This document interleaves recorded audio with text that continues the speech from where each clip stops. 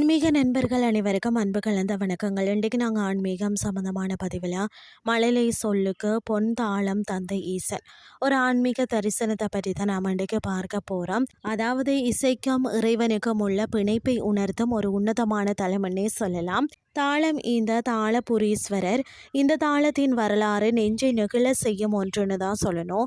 சீர்காழியில் பார்த்தீங்கன்னா அன்னை பார்வதியிடம் ஞானப்பால் உண்ட சிறுவர் திருஞான சம்பந்தர் தான் இந்த தலத்திற்கு வந்து இறைவனை தரிசித்து பாடினாராம். அப்போது பார்த்தீங்கன்னு சொன்னால் அவர் தனது பிஞ்சு கரங்களால் தாளமிட்டு பாடியதை கண்ட சிவபெருமான் சம்பந்தரின் கைகள் வருந்தக்கூடாது என்பதற்காக ஓம் என்ற பிரணவ மந்திரம் பொறிக்கப்பட்ட ஒரு பொன் தாளத்தை அவருக்கு வழங்கினாராம். ஓசை கொடுத்த நாயகி இறைவன் கொடுத்த பொன் தாளத்தில் தான் ஓசை எழவில்லை. அப்போது அங்கிருந்த அம்பிகை அந்த தாளத்திற்கு ஓசையை அதாவது இசையை வழங்கினாராம்.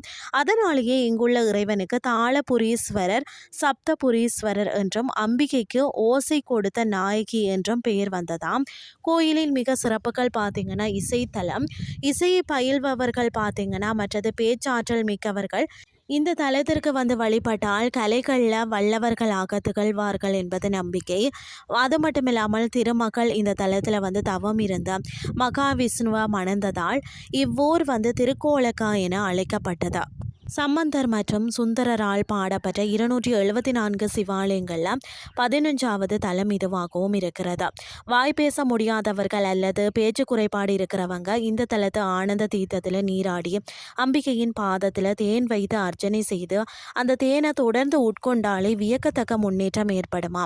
மற்றது திருமண தடை நீங்கணும்னு சொன்னாலும் பெண்கள் திங்கள் மற்றது வெள்ளிக்கிழமைகளில் இங்குள்ள மகாலட்சுமிக்கு மஞ்சள் பொடியால் அர்ச்சனை செய்தால் விரைவில் சுபகாரியம் கைகூடுமா. உங்கள் வாழ்க்கையிலேயும் ஓசை கொடுத்த நாயகி இன்னிசையையும் அமைதியையும் வழங்கட்டும் அப்படின்னு சொல்லி கூறிக்கொண்டு இந்த தகவலை மற்ற ஆன்மீக அன்பர்களுக்கும் பகிருங்கள் என்று சொல்லி கூறிக்கொண்டு இன்றைய ஆன்மீகம் சார்ந்த பதிவை நிறைவு செய்து கொள்கிறேன். இதே மாதிரி மற்றொரு ஆன்மீகம் சார்ந்த பதிவோடு உங்களை சந்திக்கிறேன். நன்றி.